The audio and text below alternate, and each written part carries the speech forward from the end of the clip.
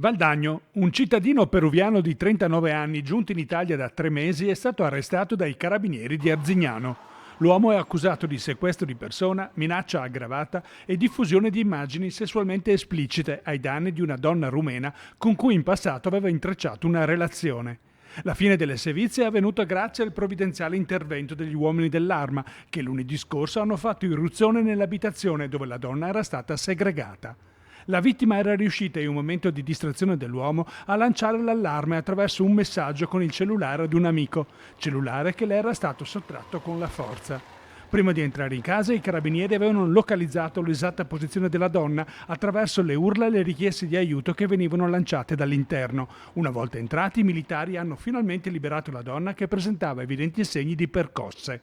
La vittima prestava servizio come domestica in quell'abitazione. L'uomo era ospite della proprietaria, assente da qualche giorno.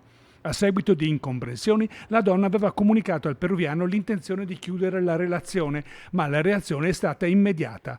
Minacciata di morte con alcuni coltelli da cucina, la donna sarebbe stata costretta a sedersi su una sedia tutto il tempo, vietandole di bere e andare in bagno. Alla donna è stato impedito inoltre di recuperare il figlio e comunicata l'intenzione di pubblicare immagini a sfondo sessuale che la riguardavano su siti pornografici.